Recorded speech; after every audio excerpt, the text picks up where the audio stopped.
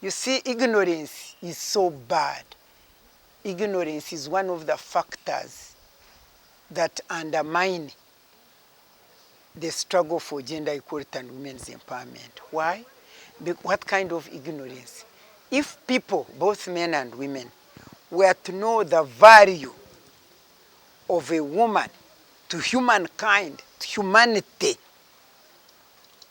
and its impact on the whole development of human beings, their welfare, their health, and the development of the nation in general. If they were to know that, nobody would be saying, how does women empowerment affect marriages?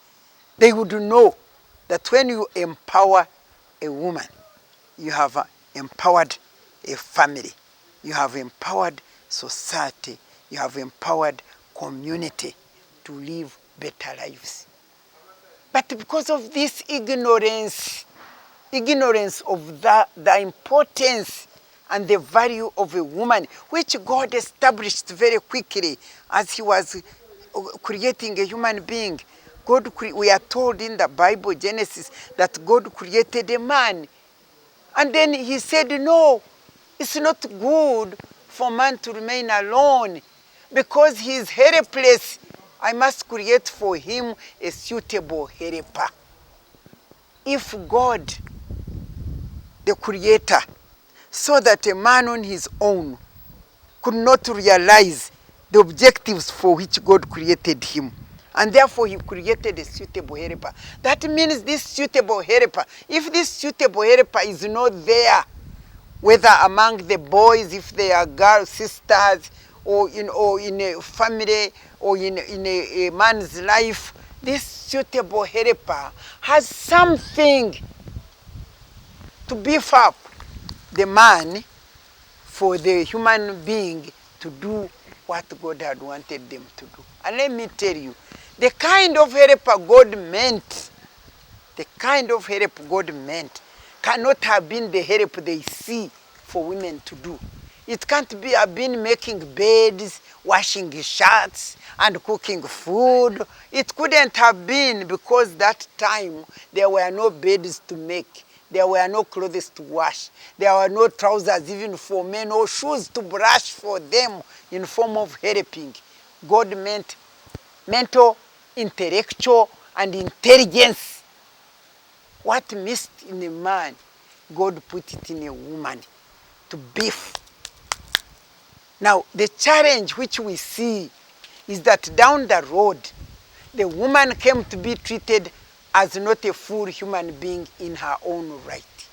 And therefore she was demeaned, she was rejected, and we add on the second type of ignorance that has caused this. Once you don't know the value and importance of this woman, then you don't send her to get education. So the second ignorance is lack of formal education. So those two, that level of ignorance, plus a number of things, culture and customary practices, legal inadequacy and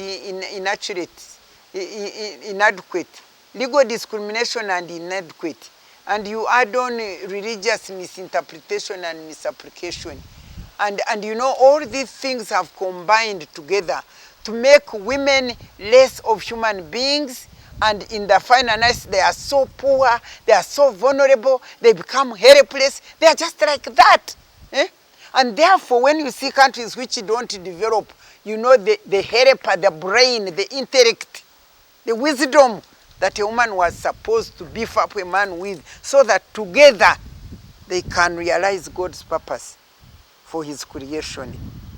Once it misses out, those are the challenges you see. Now, if I were to come to the question you are bringing forward, because for you, because of your ignorance, all of you, and you, the press who come to ask, you are looking at marriage and you say empowerment has affected marriage. How has it affected marriage? You ask me. I'm a very, very well empowered woman. I've been married. I'm in the 50th year. I have got sons. They are married.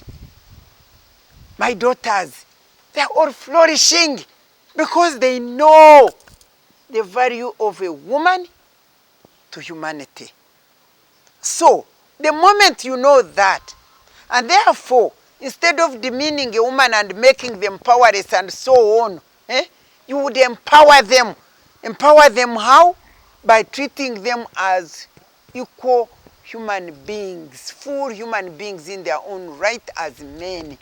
In which case, what do you mean? When you produce a girl, you produce a human being. When you produce a boy, he's as equal of a human being. As you nurture them, as you raise them, you know they are all what? Equal human beings. You give them equal opportunities, you give them equal education, you give them everything equal. And that's what we mean by empowerment, by the way. What do you think empowerment means? Empowerment means it means many things, but in terms of gender, empowerment means that person, that girl or woman, having the capacity and the ability to take decisions, to participate in the decisions that affect her own life, affect the community, affect her family, and affect her nation. Because this woman belongs to this family where decisions are being made when she's not a party to them. She belongs to this community. She belongs to this nation where decisions are made by those helpless people without her participation. Power. The girls and women in this country, give them knowledge to know who they are, their potential, their ability, their talents, and give them resources to utilize those ability and capacity and talents. And so that if, for instance, she's in a home as a wife, then she has her knowledge, she has evidence, she has ability, she has capacity, then she can contribute to the decisions which you make. And then you, the man as the vision bearer, she beefs you up and stop being helpless. Do you know you are telling me that empowerment is leading to single mothers?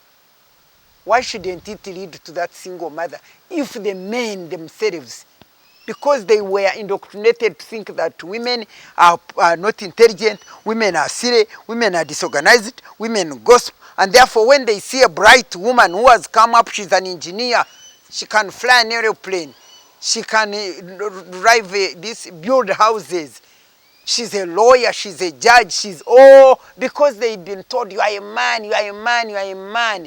Egoistic tendency. What does you are a man mean? For us, when we came to fight for gender equality and women's empowerment, we came to fight against the factors that were constraining women and hindering them from using their talents, their wisdom to realize their full potential for their own development and development of the nation. They may get up and play their rightful role and contribute in decision making that affect their lives. Why should men make a decision? Me, this is my wife. She's there. You decide. I go to buy a plot. I will own a land. I will do this. I will do this. And you are in a family. Is that what you mean that builds families? Now, if these men, because they kept telling them, you are a boy. Don't you know you are a boy? Don't you know you are a man? Man. What does man mean? Does man put on trousers? Does man mean you put on a trouser, you put on a shirt, you saw you're a man? Now these days we also put on trousers. Does that mean we become men? So what we need now, let me tell you, instead of looking at this thing in the negative, because I know the society of today is saying, empowerment, look at these women, they are not marrying, they are divorcing, they are what? Yes, empowerment means that both men and women need to understand the value and the importance of a woman to humankind in relation to why God created. And therefore, when you see you produce girls and boys, give them education, give them equal opportunities, strengthen them. Don't underrate them. Woman, don't do this, woman, don't do this. Woman. Now we are doing everything. So what? Now we are doing what they thought that women could not do. And let me tell you, by the way, for me, the only thing which they can say naturally, naturally men do this. Naturally, which naturally? The only naturally thing which a man cannot do is to become pregnant, which these foolish people are beginning to are beginning to change also, but it won't work because it is God who gave us the uterus, and he knew why he put it in the woman, because she was the special created person of God who came on this earth as the guest of honor to bring meaning and help and life into otherwise man, meaningless and helpless man and lifeless man. And so, instead of these men realizing, men and women need to realize, this person called a woman is a special person before God, with special talents, with special values, with emotions, with much of humanity. You get it? And therefore, they open doors for us and we flourish. So it should be looked at the empowerment of women in relation to empowerment of the nation and the community and everywhere. Instead of you now, because there is a backlash in the struggle for gender equality and women's empowerment, because men kept saying, I'm a man, when they marry, these girls of ours, like the ones we have nurtured. I mean, for instance, my children see who I am. Now, if you say, but you are a woman, you can't do this. But they see mommy doing everything. Now, who are you to say that you are a woman, you can't do this? These men looking at the help is not to wash clothes or make bed or whatever. Both of you can make bed. I was telling you that the only thing a man cannot naturally do is to be pregnant and breastfeed the baby. That's all. But they are trying to change it. Even I don't know. I hope it doesn't work because it is silly. Because the woman's womb has special qualities and characteristics of nurturing. We are God's factory, my friend. We are God's factories. You can tell me, but men also participate in childbearing. Yes, factories have workers. Some of these workers are 1 day, 1 minute to work, part-time workers. But this woman gets this pregnancy 9 months. She produces, even if she is suffering, even if there is no food, even if, I wish you people could awaken up and get a realization of the importance of a woman to humankind. That's when you would not look at it in the negative way. Because if these men, they think they can marry, do you know why you say that single mothers?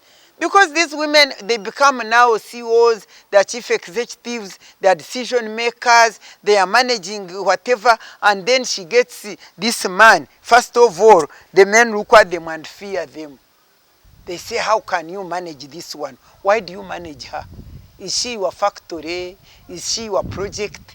Is she a company that you need to manage her? Do you see where things go wrong? How can you manage this one? How can you manage this one? And so they fear them, they don't marry them. And these people are very busy, they are hardworking. And therefore, and some of them, when they marry them, you marry a manager of UBC, she has to work like 24 hours. And yet for you say, where have you been? Where are you going? She's going to work. She's a manager. And then if you start disturbing her and detracting her profession and career, she leaves you. She leaves you. And I'm not saying that women should remain single. I am not saying that women should not marry. I'm not saying they should be single mothers. I value a family. I value a family. Miria Matembe, I value a family because I'm a godly person and I know the family is the most and first important institution that was created by God himself. And as I told you, it is in the family, the woman, the factory, who is supposed to manufacture. God manufactures human beings through this factory. And therefore this factory must be treated well. This factory must get workers. And these workers must work well. And because if we stop to marry or to have a family, is God going to start creating again? The society weak, because a strong nation depends on the strong families. So I think I have told you enough. You can go and pick. So my conclusion is, by defending these women and telling you men to wake up, and all men and women in this country to wake up and appreciate and understand the value of a woman, then we are not going to manage to build families and sustain marriages if we are going to continue blaming women. We should not at all blame women. And I'm not saying that you women, when you are married, you should rule over these men. Nobody should rule over the other. Nobody should seek to manage the other. Each of you as spouses should seek to understand one another, to love one another, to relate to one another, and have resilience and bring God into your marriage. It will